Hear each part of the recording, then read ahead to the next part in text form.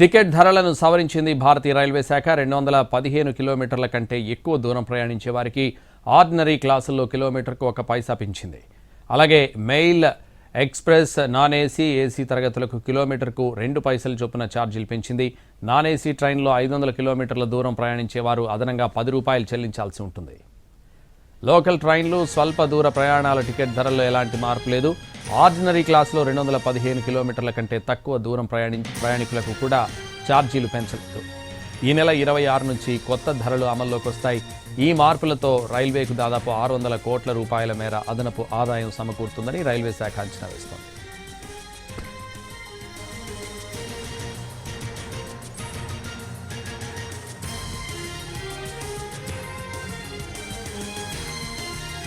Ticket ధరలను సవరించింది భారతీయ railway శాఖ. 215 కిలోమీటర్ల కంటే ఎక్కువ దూరం ప్రయాణించే వారికి ఆర్డినరీ క్లాసుల్లో కిలోమీటర్కు 1 పైసా పెంచింది. అలాగే mail, express, non AC, AC తరగతులకు కిలోమీటర్కు 2 పైసల చొప్పున ఛార్జీలు పెంచింది. నాన్ ఏసీ ట్రైన్లో 500 కిలోమీటర్ల దూరం ప్రయాణించేవారు అదనంగా 10 రూపాయలు చెల్లించాల్సి ఉంటుంది. ఇదే విషయానికి సంబంధించి మరింత సమాచారం మా ప్రతినిధి రాజు లైవ్లో అందిస్తారు. రాజు.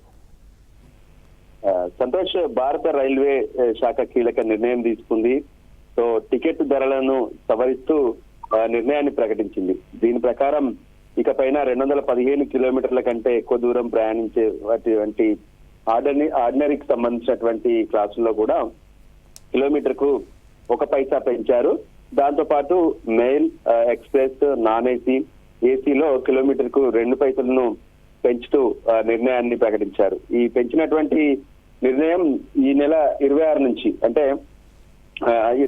క్రిస్మస్ తర్వాత రోజు నుంచి అమలు కాబోతుంది.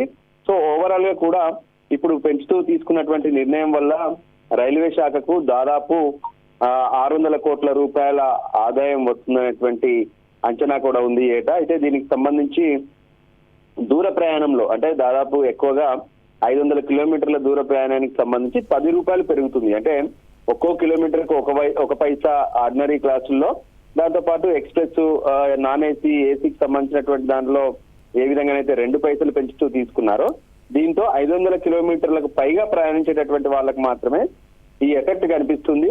సో 10 రూపాయలు అనేది ఎప్పుడైతే 500 కిలోమీటర్లు దాటినప్పుడు మాత్రమే కనిపిస్తుంది. సో ఇప్పుడు పెంచినటువంటి ప్రభావం పెద్దగా ప్రయాణికులపై ప్రభావం చూపకపోయినా రైల్వేకి మాత్రం ఒక్కో పైసా చొప్పున పెద్ద ఎత్తున ఏదైతే 600 కోట్ల రూపాయలు ప్రతి ఏటా వస్తుందని చెప్పి అంచనా వేస్తున్నారు. ఇప్పటికే రైల్వే శాఖ కొంత నష్టాల్లో కొనసాగుతుందని చెప్తున్నటువంటి పరిస్థితులు ఉన్నాయి. మరోవైపు పెద్ద ఎత్తున నూతన సంస్కరణలు తీసుకురావడం, కొత్తగా వందే భారత్ రైళ్లతో పాటు మరికొన్ని రైళ్లను కూడా, రైళ్ల ఫ్రీక్వెన్సీని కూడా పెంచుతూ ఉన్నారు. సో వీటన్నిటి అమలు కోసం మరికొంత ఆదాయం ఉపయోగపడుతుందనేటువంటి ఆలోచనతో పాటు రైల్వే ప్రయాణికులకు కొంత భద్రత విషయంలో కూడా మరిన్ని చర్యలు కూడా తీసుకుంటామని చెప్పి రైల్వే శాఖ చెప్తుంది. అందులో భాగంగానే ఈ తాత్కాలికంగా, అంటే అతి తక్కువ పైసల పేరుతోనే ఈ పెంపు ఉంటుందనే విషయాన్ని రైల్వే శాఖ స్పష్టం చేసింది. Santosh. Right, thank you Raju.